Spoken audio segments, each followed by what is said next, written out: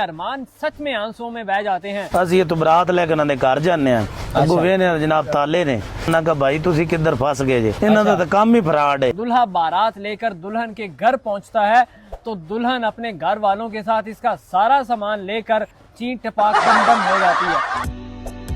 इनके ही फैमिली के मेंबर मौजूद हैं, उनसे हम जानते हैं कि ये सारा वाकया क्या है। अस्सलाम वालेकुम जी। ਵਾਲੇਕੁਮ ਸਲਾਮ। ਬੂਟਾ ਸਾਹਿਬ ਮੈਨੂੰ ਇਹ ਦੱਸੋ ਕਿ ਕੀ ਮਾਮਲਾ ਹੁੰਦਾ ਹੈ? ਤੁਸੀਂ ਬਾਰਾਤ ਲੈ ਕੇ ਪਹੁੰਚਦੇ ਹੋ, ਦੁਲਹਨ ਨਹੀਂ ਹੁੰਦੀ, ਕੋਈ ਲੜਾਈ ਹੁੰਦੀ ਹੈ, ਕੀ ਸੀਨ ਹੁੰਦਾ ਹੈ? ਭਾਈ ਜਾਨ ਬਰਾਤ ਲੈ ਕੇ ਤੇ ਇੱਕ ਔਰਤ ਤੇ ਬੰਦੇ ਨੇ ਰਿਸ਼ਤਾ ਕਰਵਾਇਆ ਸੀ ਅੱਛਾ।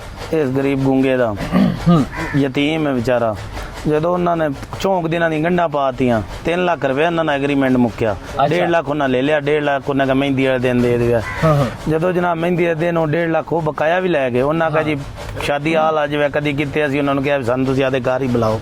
ਠੀਕ ਹੈ। ਅਸੀਂ ਇਹ ਬਰਾਤ ਲੈ ਕੇ ਉਹਨਾਂ ਦੇ ਘਰ ਜਾਂਦੇ ਆ, ਅੱਗੋਂ ਵੇਖਦੇ ਆ ਜਨਾਬ ਤਾਲੇ ਨੇ।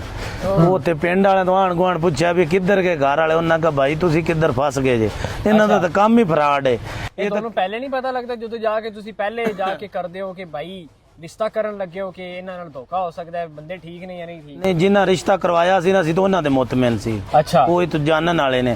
ਉਹਨਾਂ ਕਿਹਾ ਜੀ ਸਾਡੇ ਜਾਣਨ ਵਾਲੇ ਬੜੇ ਗਰੀਬ ਲੋਕ ਨੇ, ਸ਼ਰੀਫ ਨੇ।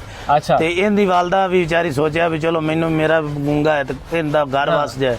ਜਦੋਂ ਉੱਥੇ ਗਏ ਉੱਥੇ ਫਿਰ ਅੱਗੂ ਨਵੀਂ ਸਟੋਰੀ ਪਤਾ ਚੱਲੀ ਵੀ ਇਹ ਤਾਂ ਆਏ ਦਿਨ ਤੀਜੇ ਦਿਨ ਸ਼ਾਦੀ ਕਰਦੇ ਨੇ ਇਸ ਕੁੜੀ ਦੀ। ਦੁल्हे ਦੀ ਪਹਿਲੀ ਸ਼ਾਦੀ ਸੀ ਤੇ ਦੁਲਹਨ ਦੀ ਕਿੰਨੀ ਸ਼ਾਦੀ? ਉਹ ਤਾਂ ਪਤਾ ਨਹੀਂ ਕੋਈ, ਮੈਂ ਨਾ ਸਮਾਂ ਤੇ ਹਜ਼ਾਰਾਂ ਦੇ ਹਿਸਾਬ ਨਾਲ ਹੋਣੀ ਵੀ ਉਹ ਤਾਂ ਰੋਜ਼ ਜੋ ਕਰਦੇ ਨੇ। ਅੱਛਾ। ਕੋਈ ਪਤਾ ਬਾਅਦ ਚੱਲਿਆ ਜੀ ਕਦੀ ਕਿਸੇ ਪਿੰਡ ਫਰਾਡ ਹੋਇਆ, ਕਦੀ ਕਿਸੇ ਚ ਹੋਇਆ। ਪਹਿਲੇ ਕੋਈ ਬੰਦਾ ਨਹੀਂ ਬੋਲਿਆ ਕਿ ਬਾਅਦ ਜੀ ਪਹਿਲਾਂ ਕੋਈ ਨਹੀਂ ਮੁੜੇ, ਗਰੀਬ ਬਾਤ ਇਹਦੀ ਆਵਾਜ਼ ਹੀ ਸਾਰੇ ਬਣੇ ਨੇ ਵੀ ਚਲੋ ਯਾਰ। ਵੀਡੀਓ ਕੌਣ ਬਣਾ ਕੇ ਵਾਇਰਲ ਕਰਦਾ ਹੈ? ਵੀਡੀਓ ਜੀ ਉੱਤੇ ਕੋਈ ਪ੍ਰੈਸ ਦੇ ਹਨ, ਚੂਚਕ ਕਲੱਬ ਦੇ ਬੰਦੇ। ਅੱਛਾ। ਉਹਨਾਂ ਗਰੀਬ ਤਰਸ ਕੀਤੀ ਜਾਂਦੇ ਤੇ ਵੀ ਯਾਰ ਤੁਸੀਂ ਅਸੀਂ ਚੂਚਕ ਗਏ ਥਾਣੇ ਮੁਤਲਕਾ ਵਾਪਸ ਮੁੜ ਕੇ ਐਸਐਚ ਸਾਹਿਬ ਨੂੰ ਕਿਹਾ, ਗੁਜ਼ਾਰਿਸ਼ ਕੀਤੀ ਵੀ ਜਨਾਬ ਇਹਨੂੰ ਇਹਦਾ ਹੱਕ ਲੈ ਕੇ ਦਿਓ। ਅੱਛਾ, ਕਿੰਨਾ ਖਰਚਾ ਕਿੰਨਾ ਹੁੰਦਾ ਹੈ? ਕਿੰਨੇ ਪੈਸੇ ਲੈ ਕੇ ਫਰਾਡ ਹੁੰਦੇ? 3 ਲੱਖ ਰੁਪਏ ਉਹਨੇ ਨਗਦੀ ਲਿਆ ਜੀ, ਕੋਈ ਲੱਖ ਰੁਪਏ ਰੋਟੀ ਤੇ ਖਰਚਾ ਹੋ ਗਿਆ। ਜਿਹੜਾ ਮਹਿੰਦੀ ਆਈ ਰਾਤ ਜੀ ਤੁਹਾਨੂੰ ਪਤਾ ਕਿੰਨੇ ਖਰਚੇ ਹੁੰਦੇ ਨੇ। 4-5 ਸਾਰੇ ਆਏ ਸੀ, ਪੂਰੇ ਖਾਨਦਾਨ ਦੇ ਆਏ? ਹਾਂਜੀ, ਪੂਰੇ ਫੈਮਿਲੀ ਦੇ, ਪਿੰਡਾਂ ਦੇ ਲਾਗੇ ਤਾਗੇ ਜਿੰਨੇ ਵੀ ਰਿਸ਼ਤੇਦਾਰ ਵਗੈਰਾ। ਖਰਚਾ ਕਿੰਨਾ ਹੋਇਆ? ਖਰਚਾ ਜੀ ਲੱਖ ਰੁਪਏ ਮਹਿੰਦੀ ਰਾਤ ਰੋਟੀ ਤੇ ਹੋਇਆ ਸੀ। ਤੁਸੀਂ ਤਾਂ ਸਹੀ ਨੱਚੇ ਵੀ ਹੋਣੇ ਜੇ, ਕੋਈ ਵੈਸੇ ਵੀ ਮੰਗਵਾਇਆ ਹੋਣੇ ਨੇ? 4 ਵਜੇ ਤੱਕ ਸੁੱਤੇ ਹੀ ਨਹੀਂ ਆ ਜੀ, ਨੱਚਦੇ ਰਹੇ ਸਵੇਰ। ਜਦੋਂ ਉਦੋਂ 4 ਵਜੇ ਹਟੇ ਆ ਉਹ ਸਾਰੇ ਪੂਰਾ ਹੋ ਗਿਆ ਸਰ। ਉਦੋਂ ਕੀ ਤਾਸੁਰਾਤ ਸੀ? ਪੁੱਛੋ ਹਾਂ ਦੁल्हे ਕੋਲ। ਉਦੋਂ ਤਾਂ ਫਿਰ ਇਹ ਤਸਰਾਤ ਸੀ ਜੀ ਵੀ ਜਿਵੇਂ ਯਤੀਮ ਕੋਈ ਮਈਤ ਲਈ ਜਾਂਦੇ ਆ ਵਾਪਸ। ਅੱਛਾ। दुल्हे साहब ਕੀ ਹੁੰਦਾ ਹੈ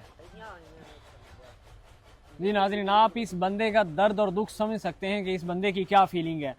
ये बंदा बारात लेकर दुल्हे और बारातियों के साथ जब ये दुल्हा बारात लेके पहुंचता है तो इनके साथ ज्यादती की जाती है। इनकी हुकूमत वक्त से अपील है कि इनको इंसाफ दिया जाए। इसी के साथ अपने मेज़बान को इजाज़त दीजिएगा। अल्लाह निगहबान। दिल के अरमान में बह गए शहीद, बारात लेके जा रहे हैं। मिलो यार सारे जने जी अल्लाह पाक खैर करे जी। इस बंदे के साथ ज्यादती की गई है। ये बंदा लेके पहुंचता है बारात और आगे इनके साथ दुल्हन बच्चे लेके और इनके पैसे लेके फरार हो जाती है। ये बंदे की तो पहली शादी थी, लेकिन जिस बंदी से ये शादी करने जा रहा था उसकी कई शादियां ऑलरेडी हो चुकी थी और इस बंदे के सदमे के साथ हम बराबर के शरीक हैं।